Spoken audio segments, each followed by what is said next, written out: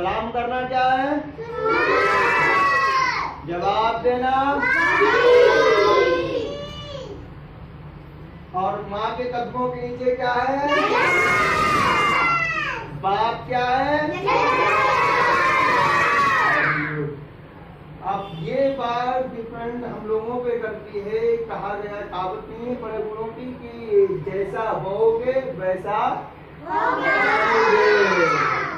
کیونکہ ہم نے اگر دنیا میں اچھے اعمال کیے، ہم نے اگر دنیا میں اچھے اعمال کیے، ہم نے اپنے ماں باپ کی خدمت کی، باپ کو رسوا نہ کیا، ماں کا کہنا مانا، ماں باپ کا کہنا مانا، اور ہم نے کسی کی عزت و آبرو سے نہ کھیلا، ہم نے نہ کسی کو غلط نظر سے دیکھا. بچوں تھوڑا غور سے سنو چیز کو. اور کہا گیا ہے جس نے اپنے ماں باپ کا کہنا مانا اور جس نے نماز پڑھی،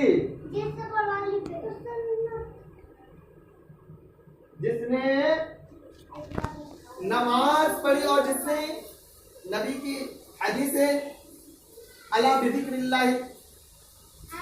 اللہ تطمئن القلوب، اگر دلوں کو چین و سکون ملتا ہے تو وہ اللہ کے ذکر سے. کس سے ملتا ہے؟ الا بذکر اللہ تطمئن القلوب. اگر تمہیں اپنے دلوں کو چین و سکون چاہیے، اگر تمہیں اپنے دلوں کو چین و سکون چاہیے تو تمہیں اپنے رب کی عبادت، اپنے رب کا ذکر، اللہ اس کے رسول کا ذکر کرنا پڑے گا. کہا گیا ہے چاہو تم دنیا کے کسی کونے میں چلے جاؤ، چاہے تم دولت و شہرت اتنی کما لو، لیکن تمہیں دل میں چین و سکون نہیں ملے گا، تمہارے دلوں کو سکون نہیں ملے گا. آپ نے بعض طور دیکھا ہوگا کہ کوئی بندہ نماز پڑھنے کے لیے جاتا ہے کہ کہتا نہیں کہ بتاؤ میں نے کہاں کہاں گھوم کیا، لیکن مسجد میں کتنا سکون ہے. کہتے ہیں نا کہ مسجد میں کتنا سکون ہے. وہ سکون اس لیے ہے کہ تو دنیا کے پیچھے پڑ رہا تھا. دنیا تجھے سکون نہیں دے سکتی ہے، دنیا تجھے سکون نہیں دے سکتی ہے، دنیا تجھے آخرت کا وہ منظر نہیں دکھا سکتی ہے.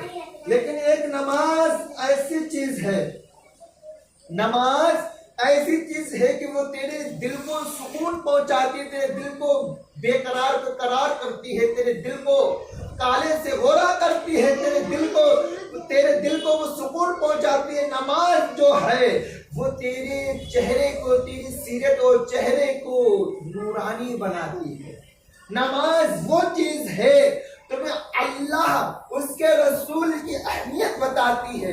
نماز وہ چیز ہے تمہیں صحیح و غلط کا راستہ بتاتی ہے. نماز وہ چیز ہے تمہیں برائیوں کی اور سے روکتی ہے. نماز وہ چیز ہے اگر تم کسی کا غلط کرنے چاہو تو وہ نماز تم کو ٹھہرتی، نماز تم کو روکتی ہے. نماز وہ چیز ہے اگر تم کسی سے کوئی بات کسی کو اگر گالی گلوچ بکنے چاہتے ہو تو نماز وہ چیز ہے تمہیں گالی سے روکتی ہے. نماز وہ چیز ہے اگر تم میں بے قراری پیدا ہو رہی ہے، اگر تم میں بے چینی پیدا ہو رہی ہے، نماز وہ چیز ہے تمہارے بے قراری بے چین کو چین میں بدل دیتی ہے. نماز وہ چیز ہے تمہارے چہرے پہ نور لاتی ہے. نماز وہ چیز ہے، اللہ اس کے رسول کا وہ ذکر ہے تمہارے دلوں کو چین و سکون ملتا ہے. سمجھ میں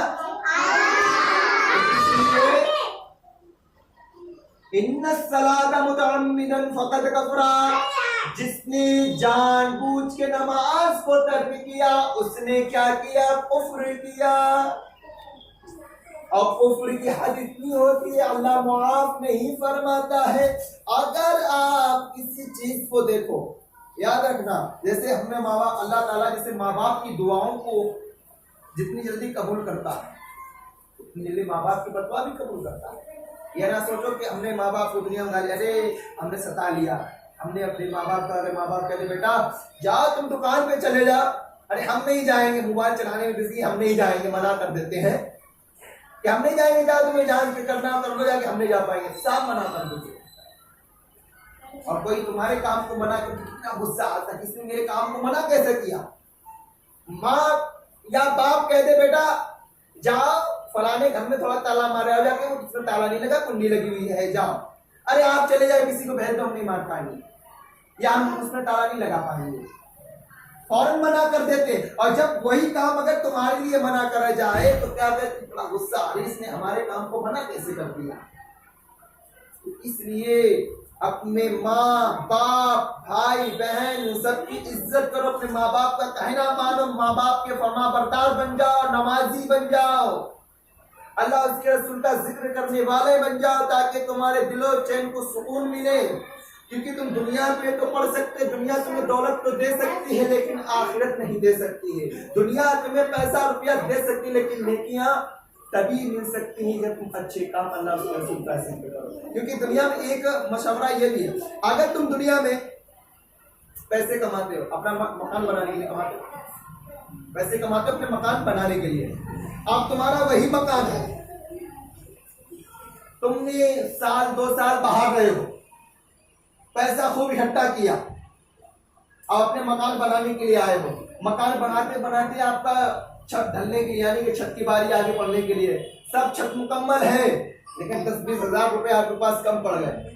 یہ دنیا کی حقیقت بتا رہے، 10-20 ہزار روپے آپ کے پاس کم پڑ گئے تو وہ مکان ادھورا ہے، پورا نہیں ہو سکتا ہے، وہ مکان رہنے کے قابل نہیں بن سکتا ہے، کیونکہ اگر رہو گے تو برسات ہوگی تو پانی بھر جائے گا، یعنی کہ آپ کے پاس 10-20 ہزار روپے کم پڑ گئے تو وہ مکان پورا نہیں بن سکتا ہے، تو وہ تو میدان محشر کا عالم ہوگا، وہاں جنت بانٹنے کی باری آئے گی، جنت میں جانے کی باری آئے گی، اللہ آپ کو جنت میں تبھی بھیجے گا جب نیکیاں ہوں گی، اور جب اگر وہاں پر آپ کی ایک نیکی کم پڑ گئی تو جنت میں گھر مل سکتا ہے۔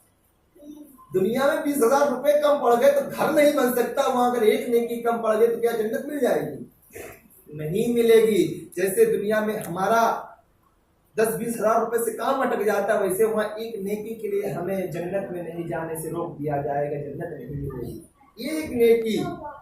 تو اس لیے اللہ تعالیٰ سے دعا کرو، اور ہم اس لیے پڑھاتے ہیں کیونکہ تمہیں چاہیے کہ اپنی ماں باپ بھائی بہن سب کی عزت کرو، ماں باپ کا کہنا مانو، گالی گلوچ نہ بکو، کسی کو گالی گلوچ دینے سے کچھ نہیں ہوتا، محنت سے پڑھو، اللہ کا دین، نبی کا دین، نبی کا اسلام، اللہ اس کے رسول کا ذکر، اچھی اچھی لوگوں کو باتیں بتایا کرو تاکہ کوئی بھی اسلام کو غلط نہ کہہ سکے، کوئی تم کو غلط نہ کہہ سکے۔